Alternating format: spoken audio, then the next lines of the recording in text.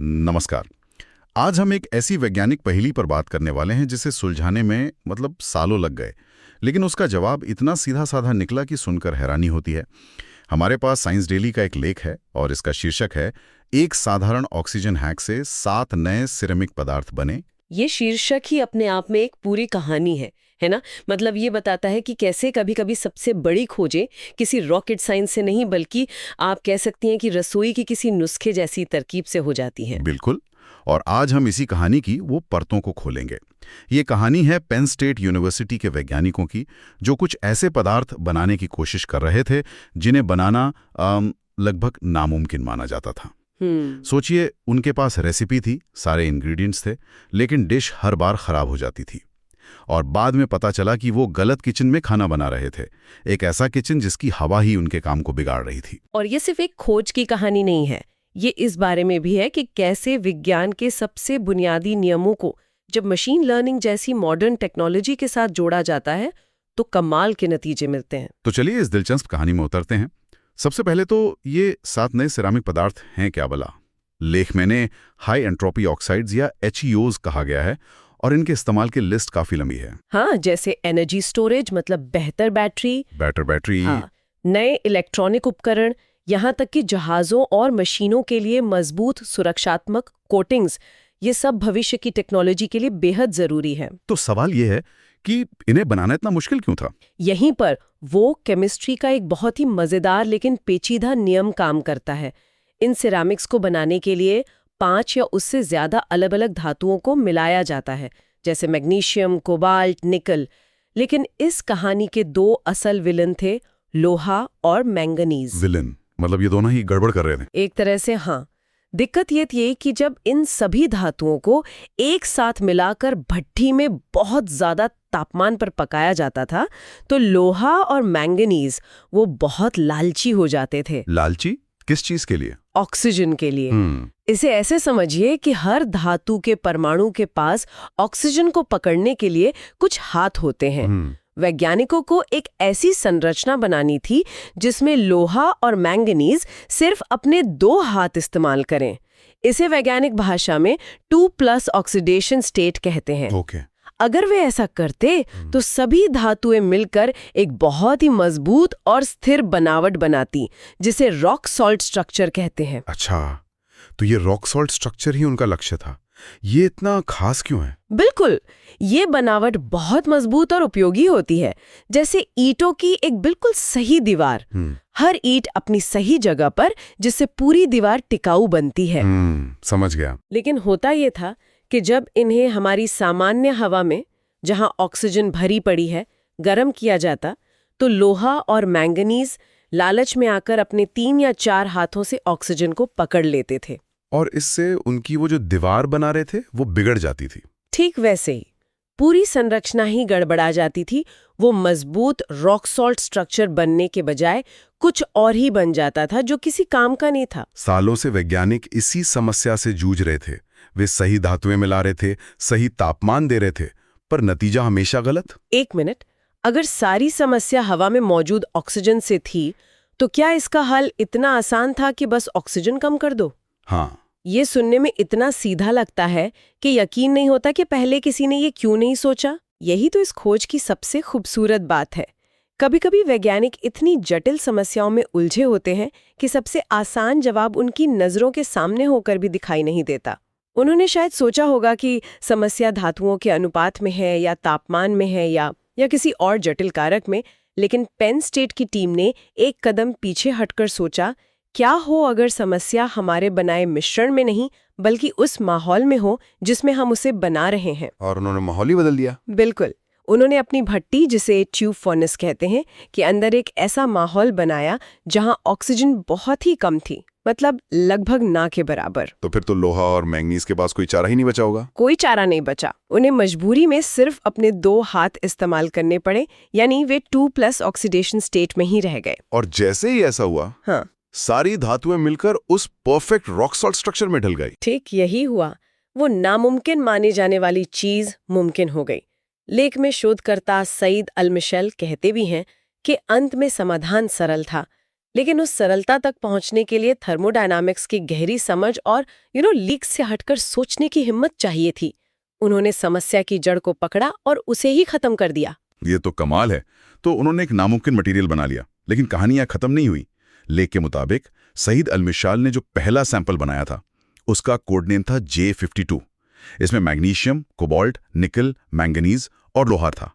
ये अपने आप में एक बहुत बड़ी कामयाबी थी, लेकिन एक सैंपल से दुनिया तो नहीं बदलती। सही कहा। अब उनके सामने एक और बड़ी चुनौती थी। क्या ये ऑक्सीजन हैक सिर्फ इसी एक खास कॉम्बिनेशन के लिए काम करता है, या फिर हजारों दूसरे संभावित कॉम्बिनेशंस भी हो सकते हैं? अब एक एक करके हजारों सैंपल बनाना और उन्हें लैब में टेस्ट करना, तो वो तो कई सालों, शायद दशकों का काम होता। ये प्रैक्टिकल नहीं था। तो यहाँ पर उन्होंने कोई स्मार्ट तरीका अपनाया होगा जरूर। यहाँ पर आता है कहानी का दूसरा हीरो, मशीन लर्निंग। उन्होंने एक कंप्यूटर मॉडल बनाया और उसे सिखाया कि रॉक सॉल्ट स्ट्रक्चर बनाने के लिए कौन सी चीजें जरूरी हैं। उन्होंने मॉडल को हजारों संभावित धातु संयोजनों का डेटा दिया और उसे कहा, तुम विश्लेषण करके बताओ कि हमारी इस कम ऑक्सीजन वाली तरकीब से और कौन-कौन से कॉम्बिनेशन सफल हो सकते हैं। तो कंप्यूटर ने उनके लिए भविष्यवाणी की। एक बहुत ही सटीक और सोची समझी भविष्यवाणी। मशीन लर्निंग मॉडल ने उन पैटर्न्स को पहचाना जो इंसान शायद नजरअंदाज कर देते। उसने हजारों में से 6 ऐसे नए कॉम्बिनेशन चुनकर दिए जिनकी सफलता की संभावना सबसे ज्यादा थी। और जब टीम ने उन्हें लैब में बनाया, वे सभी के सभी सफल रहे, एक भी फेल नहीं हुआ। इस तरह एक सफल प्रयोग से वे सीधे 7 सफल प्रयोगों पर पहुंच गए। वाओ! क्लासिक साइंस और मॉडर्न टेक्नोलॉजी का बेहतरीन संगम था। एक इंसान की सूझबूझ ने दरवाजा खोला और फिर मशीन लर्निंग ने उस दरवाजे से होकर एक पूरा हाईवे बना दिया। लेख में जो तस्वीर है, जिसमें 7 अलग-अलग रंगों के ठोस सिरेमिक पैलेट दिखते हैं, वो इसी कामयाबी का सबूत है। ठीक है, तो उन्होंने 7 नए पदार्थ बना लिए। लेकिन विज्ञान में सिर्फ बना लेना काफी नहीं होता, आपको साबित भी करना पड़ता है कि आपने जो बनाया है वो वाकई वही है जो आप सोच रहे हैं। उन्होंने ये कैसे पक्का किया है कि अंदर से संरचना वाकई रॉक सॉल्ट वाली ही है? और क्या लोहा और मैंगनीज सच में सिर्फ 2 हाथ ही इस्तेमाल कर रहे थे? ये बहुत जरूरी सवाल है और इसका जवाब वैज्ञानिक सहयोग में छिपा है। पेन स्टेट की टीम के पास ये मटेरियल बनाने की महारत थी, लेकिन उसकी गहराई से जांच करने के लिए उन्हें खास उपकरणों की जरूरत थी। इसके लिए उन्होंने वर्जीनिया टेक के शोधकर्ताओं से हाथ मिलाया। उनके पास ऐसा क्या खास था? उनके पास एक बहुत ही एडवांस्ड एक्सरे तकनीक थी। इसे आप एक तरह का एटॉमिक स्कैनर समझ सकते हैं। ये तकनीक पदार्थ के अंदर एक्सरे भेजती है और ये देखती है कि अलग-अलग धातु के परमाणु उन एक्सरे को कैसे सोख रहे हैं। अच्छा। हर धातु अपनी ऑक्सीडेशन स्टेट के हिसाब से एक्सरे को एक खास तरीके से सोखती है, जिसका एक यूनिक फिंगरप्रिंट जैसा पैटर्न बनता है। मतलब इस तकनीक से वे पदार्थ के अंदर झांक कर हर एक परमाणु की कुंडली देख सकते थे। बिल्कुल सही शब्द है, कुंडली। इस डेटा का विश्लेषण करके वे बिना किसी शक के ये साबित कर पाए कि हाँ, मैंगनीज और लोहा वाकई 2+ स्टेट में ही थे और पूरी संरचना एकदम परफेक्ट रॉक सॉल्ट वाली थी। ये सिर्फ एक दावा नहीं था, बल्कि एक पूरी तरह से वेरीफाइड पुख्ता खोज थी। बहुत खूब। तो अब इन 7 नए पदार्थों का भविष्य क्या है? क्या हम ये उम्मीद कर सकते हैं कि जल्दी हमारे फोन की बैटरी हफ्तों तक चलेगी, सिर्फ इसलिए कि किसी ने लैब में ऑक्सीजन का नॉब घुमा दिया था? हाँ, शायद इतनी जल्दी तो नहीं, लेकिन ये उस दिशा में एक बहुत बड़ा और मजबूत कदम है। लेख के मुताबिक टीम का अगला कदम इन नए पदार्थों के चुंबकीय और इलेक्ट्रॉनिक गुणों की जांच करना है। एचईओज में अक्सर बहुत ही अनोखे गुण पाए जाते हैं, जो उन्हें अगली पीढ़ी के डेटा स्टोरेज, कंप्यूटर चिप्स या फिर खास तरह के सेंसर्स के लिए बहुत उपयोगी बना सकते हैं। लेकिन मुझे लगता है कि इस खोज का असली महत्व सिर्फ इन 7 पदार्थों तक सीमित नहीं है। इसका असर शायद इससे कई ज्यादा बड़ा है। आपने बिल्कुल सही नब्ज पकड़ी है। इन 7 पदार्थों से भी बड़ी बात यह है कि इस टीम ने मटेरियल बनाने का एक नया टूल बॉक्स ही तैयार कर दिया है। उन्होंने दिखाया है कि सिर्फ धातुओं का मिश्रण बदलकर ही नहीं, बल्कि उनके बनने के माहौल को बदलकर भी पूरी तरह से नए पदार्थ बनाए जा सकते हैं। ये भविष्य के मटेरियल डिजाइन के लिए एक नया रास्ता खोलता है। अब वैज्ञानिक दूसरे नामुमकिन पदार्थों को बनाने के लिए भी इस ऑक्सीजन हैक वाली तरकीब को आजमा सकते हैं। और इस पूरी कहानी में एक और पहलू है जो मुझे बहुत अच्छा लगा, और वो इसके इंसानी पक्ष से जुड़ा है।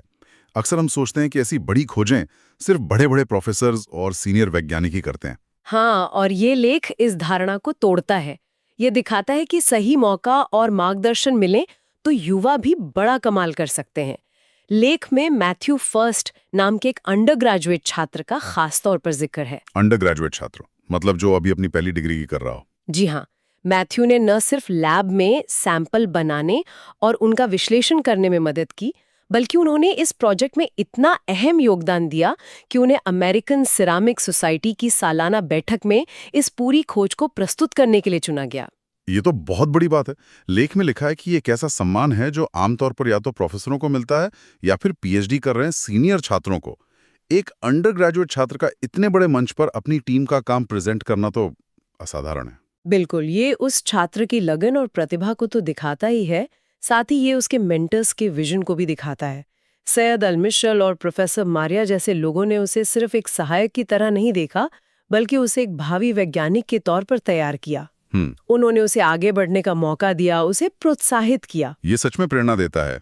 मैथ्यू फर्स्ट खुद कहते हैं कि इस अनुभव ने उन्हें सिर्फ विज्ञान ही नहीं सिखाया, बल्कि अपनी बात को प्रभावी ढंग से रखना भी सिखाया, जो एक वैज्ञानिक के लिए बहुत जरूरी है। ये हमें याद दिलाता है कि विज्ञान सिर्फ डेटा और प्रयोगों का नाम नहीं है, ये अगली पीढ़ी को तैयार करने का भी नाम है। तो जब हम इस पूरी कहानी को देखते हैं तो एक सीधे साधे विचार से शुरुआत हुई, बस ऑक्सीजन को कम कर दो, और उस एक विचार से हमें 7 नए पदार्थ मिले, मटीरियल डिजाइन का एक नया तरीका मिला और एक युवा छात्र के करियर को एक शानदार शुरुआत मिली। ये दिखाता है कि कैसे कभी-कभी सबसे बड़ी समस्याओं का हल सबसे अनदेखी जगहों पर छिपा होता है। और ये हमें एक बहुत ही जरूरी सवाल पर सोचने के लिए मजबूर करता है। जैसा कि लेख में कहा गया, बुनियादी सिद्धांतों को समझने के बाद ये समाधान अंत में सरल लगा। तो हमें सोचना चाहिए कि विज्ञान और टेक्नोलॉजी में और कितनी बड़ी सफलताएं किसी बहुत जटिल नए सिद्धांत की खोज में नहीं, बल्कि उन बुनियादी चीजों, उन बेसिक वेरिएबल्स पर सवाल उठाने में छिपी हैं, जिन्हें हम हर रोज देखते हैं और मानकर चलते हैं। बिल्कुल, जैसे तापमान, दबाव या इस मामले में हवा में ऑक्सीजन का स्तर।